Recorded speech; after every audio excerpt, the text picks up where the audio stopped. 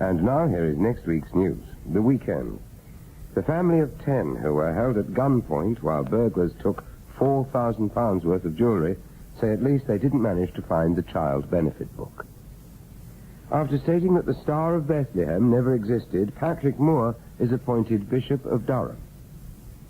The Sunday Sport publishes exclusive pictures of General Noriega at Kempton Park. Monday.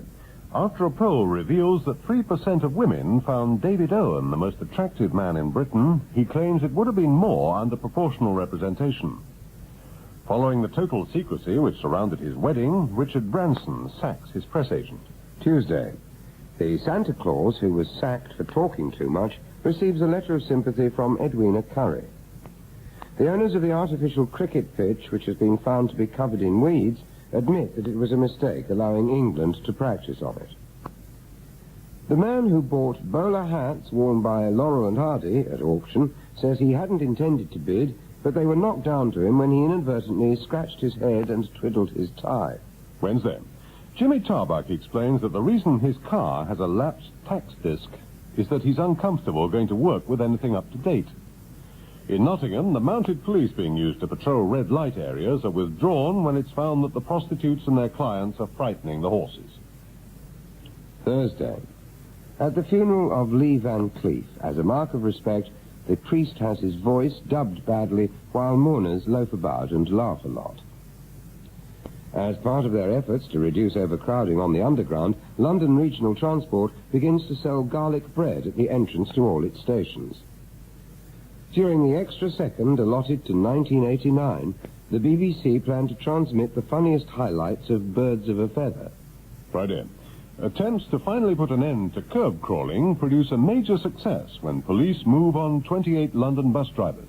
And finally, women protesting against the condoms which play the Ride of the Valkyries at the crucial moment retaliate by giving their partners Schubert's Unfinished Symphony sheaves. And that is the end of next week's news. And what are you doing over this rather long Christmas weekend, David? Oh, I've got some mates coming round. They deliver now, do they?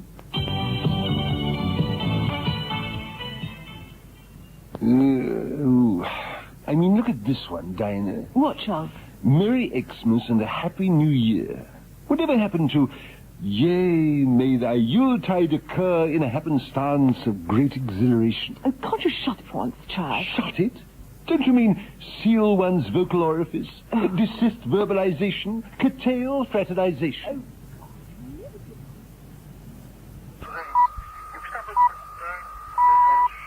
And now here is next week's news. The weekend.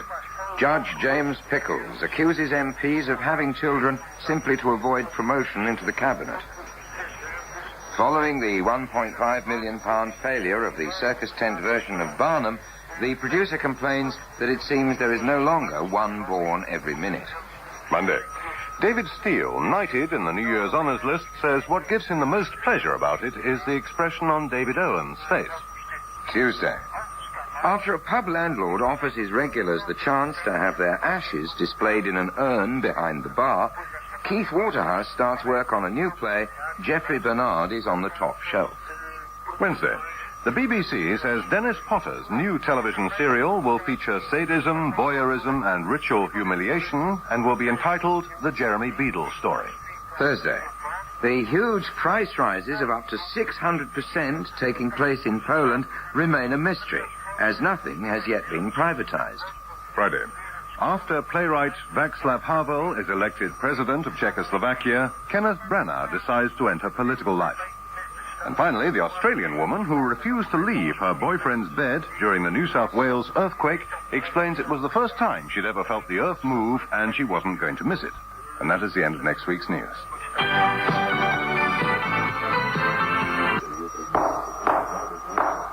Manuel Noriega, place your hand on the Bible.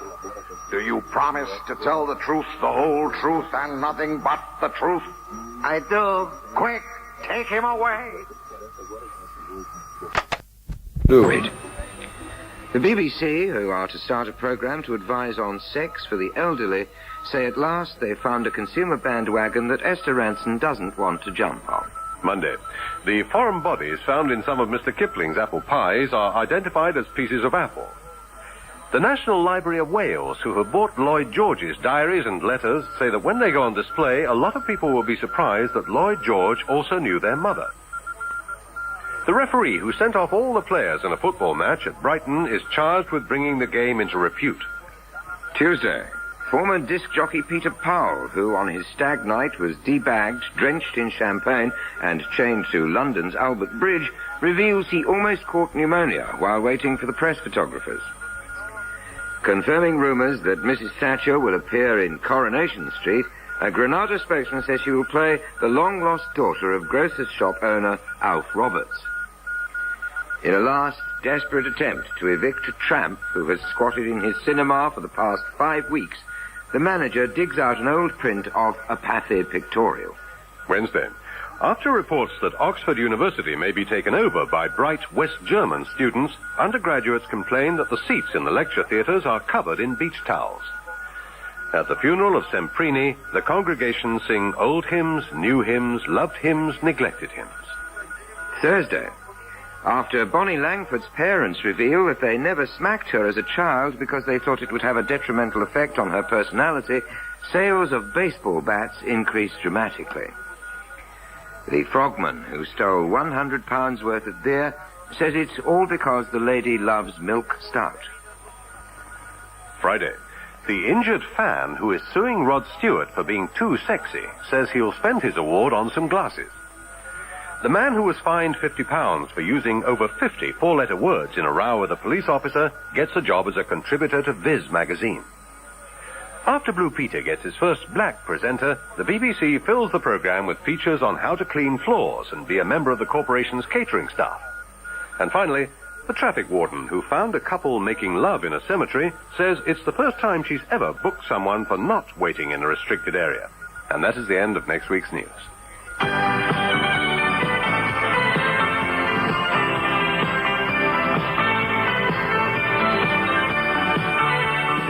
Weekending featured Bill Wallace, David Tate. Look, it just was nice try, but it really won't do. Joe, and a Lumley impression. Is it? Yes, well, you've got the legs for it. Now, look, we're sorry, Sally, what we said about women, aren't we, lads? So, please, will you do the credits, sir? Very sorry. Please. All right, then. Okay, just this once.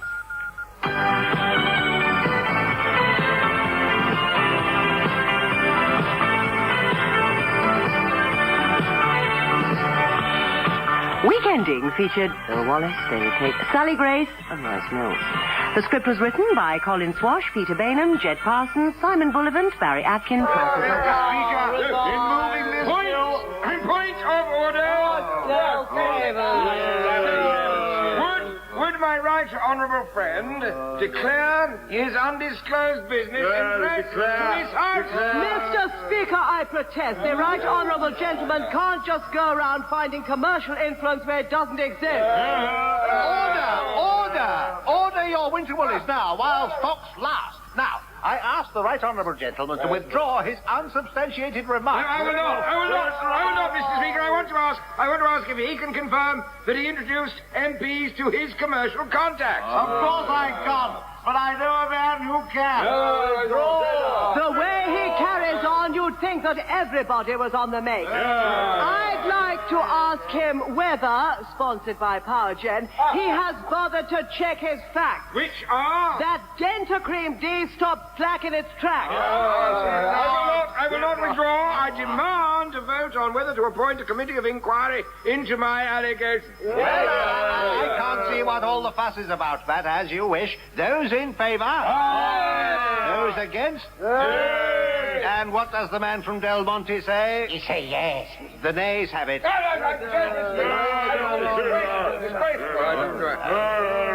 You know, you've got to hand it to him, Roy. He always perseveres no matter what the odds. Absolutely, Neil. In fact, I bet he drinks Carling Black Label. And now here is next week's news. The weekend. In Chicago, where a church is being built with a multi-story car park on top, the minister says there will be no entrance fee, but worshippers will be expected to pray and display.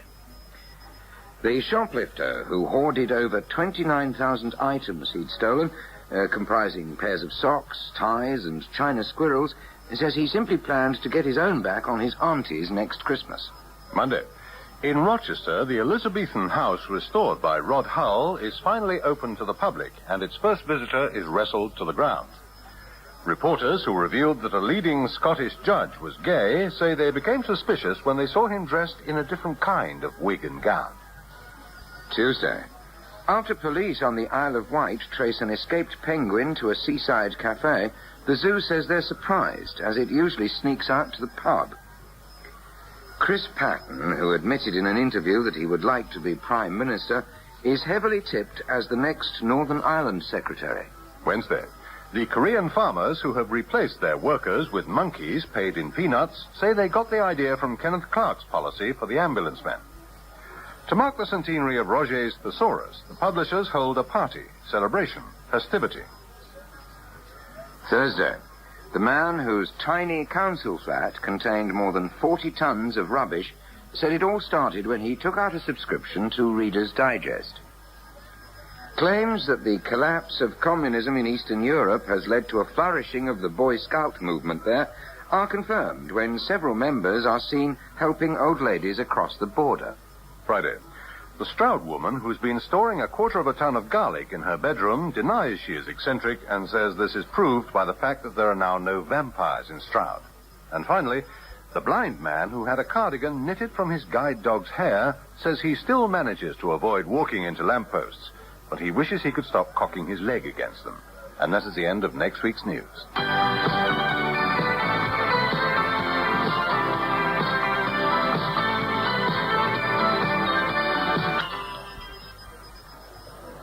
Ah, Mr. Gatting. Welcome to South Africa. Are those tears of joy, or did you just get downwind of the gas we used on the protesters, eh? Now then, anything to declare? I know nothing of apartheid, cricket and politics don't mix. I hope Mandela is released, whoever he is. Ah, you don't have to say that. We've cleared all the reporters away now. Let's look through your bag. Check for £200,000. Unsigned contract, that's not fooling anyone. A book, How to Win at Cricket. Yes, that's all right, you can go. Oh, great. What were you looking for? Drugs? Arms? No, Mr. Gatting, just checking for any sign of scruples. But don't worry, you seem to have left them at home. You English sportsmen. And now here is next week's news. The weekend. Britain's insurance companies ask householders to bear with them during this emergency until they've paid out the last of the claims from the Great Gale of 1703. After Tory MP Anthony Beaumont-Dark is involved in a scuffle with a Rottweiler, critics call for the politician to be destroyed. And now here is next week's news. The weekend. Following Council's description of him as an ill-informed, misguided, idiotic old buffer, Peregrine Wollstone is invited to become a magistrate. Audiences at the new production of Bus Stop say they hadn't realized Jerry Hall would be playing the title role. Police in Wales say they're questioning weightlifters said to have a street value of £2 million. Monday. As a show of support for the ambulance crews, Ford workers up tools for 15 minutes. Sebastian Coe, who was soundly beaten in the Commonwealth Games, is told that it's good practice for being a Tory candidate at the next election. After the electroconvulsive therapy unit is closed down in a London hospital, patients requiring treatment are told to listen to Chris Tarrant's Capital Radio show. Tuesday. Viz Comic denies claims from Keith Chegwin that they've put an end to his career and point out that the magazine wasn't being published in 1978. Scientists' fears that mad cow disease may be infecting haggis prove groundless after sociologists point out that Scotsmen have behaved like that for centuries. Wednesday. The 59-year-old grandmother who is allergic to books is offered a job at the Department of Education. The bottle washed up in southwest England, which contained a naive message from South Africa in childish handwriting, is revealed to be Mike Gatting's latest statement on apartheid. Thursday. The plumber, who won a record £1.5 million on the pools, says that filling out the coupon was almost the best 10 minutes work he'd ever done. Romanians, who until recently have been unfamiliar with the use of condoms, are told that the 3 in the packet are intended for use on 3 separate occasions. Friday. Following his investiture as a Commander of the Order of Arts and Literature in Paris, Bob Dylan begins work on an acceptance moan. In a last desperate attempt to deter the beetles which are eating their collection of rare and valuable books, Cornish librarians cover the volumes with Geoffrey Archer dust jackets. The boy who was suspended from a public school after being caught having a fag behind the bike sheds is expelled when he starts to smoke. And finally, the naked stag night reveller whose hands were glued to his buttocks was picked up by a passing motorist, but refuses to say how he indicated that he wanted a lift. And that is the end of next week's news.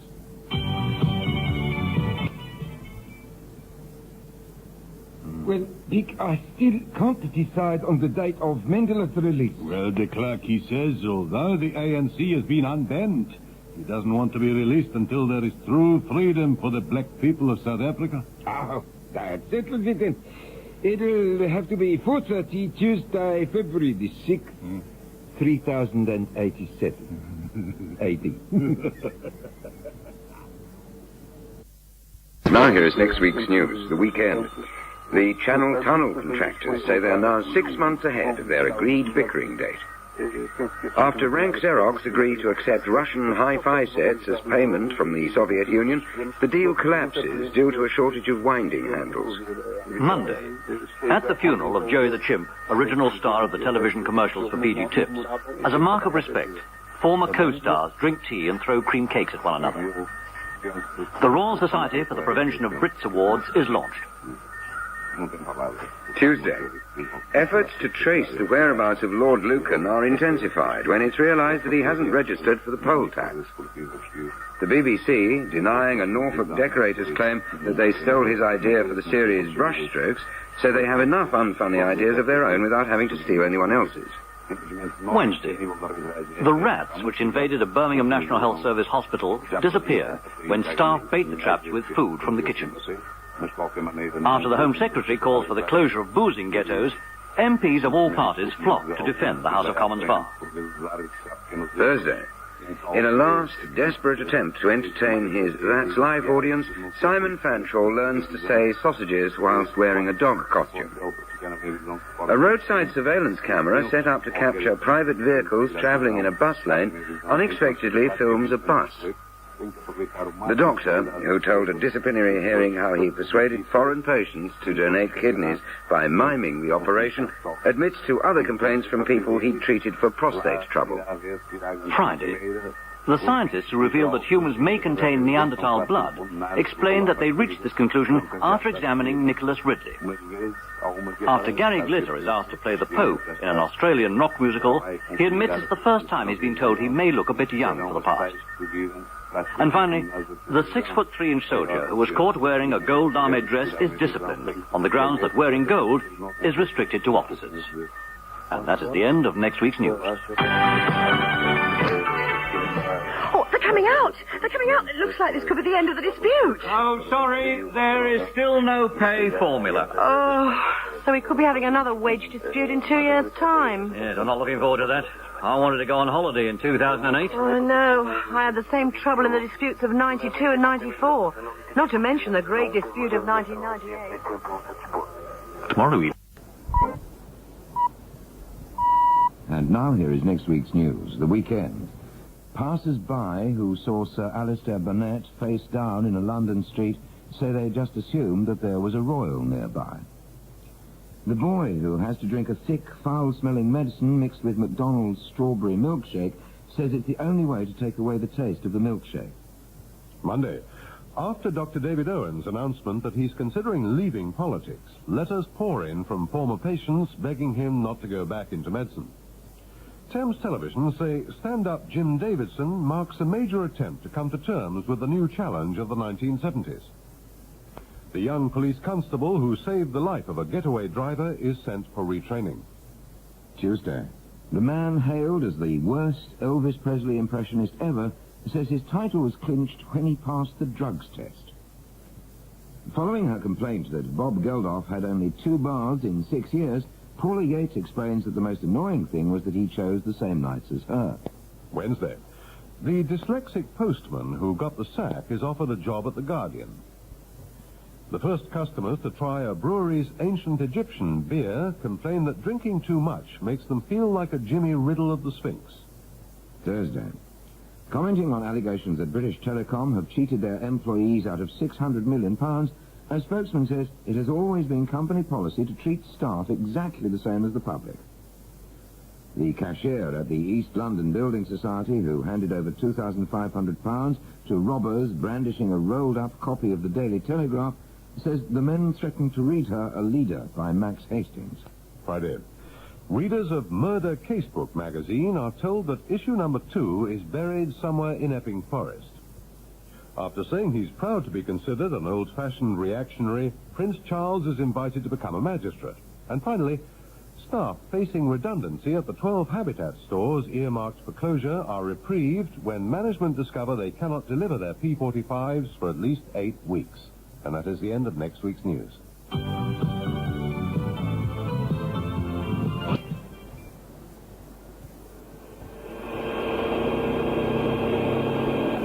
Hello, girl. How are you getting on? Oh, honestly, Dennis, things are in such a mess. I've got so much clearing up left to do. Oh, you'll manage, dear. After all, you've got till June 92. No, I meant that... Oh, Dennis, you're so wicked.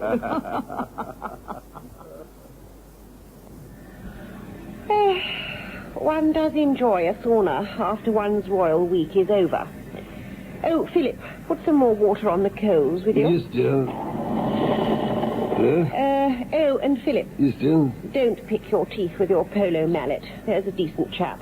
It does revolt one. Oh, sorry, dear. Particularly stringy grouse for lunch.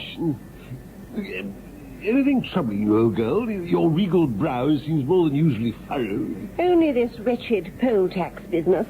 One can't understand why one has to pay it. After all, one isn't Polish. No, dear, everyone has to pay it. And the tenants on the estate have been up in arms again. Can't see why you're paying it for them. Am we? I mean, are I? Oh, dear. One will just have to go without one's weekly box of Japanese bonbons, won't one? That's the way the biscuit fragments, as our dear Cockney friends put it. Cookie crumbles, dear. Exactly. Yeah. Wait a minute. One's just thought. Isn't one head of the Church of England? Yes, dear, one is. I mean, you are. Then surely one is exempt. Well, I don't think it quite works like that, dear. Nonsense. One's akin to the Pope. And what about young Charlie? Isn't he a Buddhist? Something like that, dear. Well, that's him off the hook as well. One's never liked that woman. If one plays one's cards right, one can exempt the whole family. Have you any religious affiliations, dear? Well, I once dabbled in Scientology. That'll do.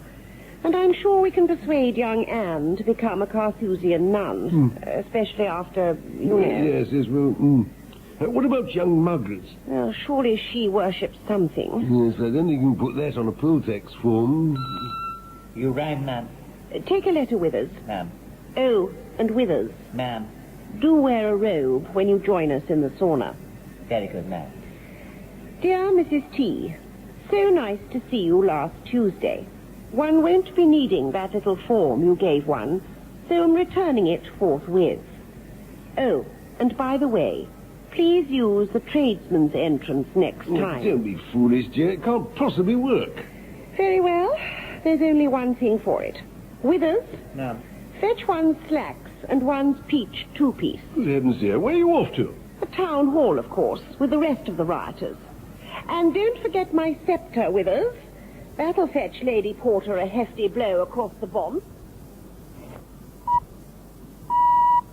And now here is next week's news. The weekend. The advertising agency engaged by the Church of England to recruit more priests comes up with its first slogan, I bet he drinks communion wine. Monday. The schoolchildren who were sent home from Butlins when they were found smoking cannabis say they turned to drugs when one of the redcoats told them they would all be expected to join in the birdie song.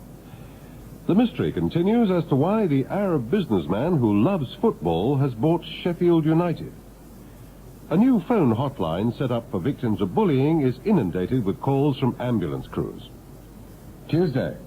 During celebrations to mark the 100th anniversary of the completion of the Forth Bridge, local residents who stay out all night painting the town red find they have to start all over again in the morning. The policeman who was mistakenly called out to investigate a murder being reenacted at an Agatha Christie weekend says it was so realistic that he confessed. Following the sellout of his Wembley concert, the promoters say they'll donate the proceeds for the relief of people who made Free Nelson Mandela T-shirts. Wednesday. After the unexpected news that she is expecting her third baby, Paula Yates begins a desperate search for another embarrassing name.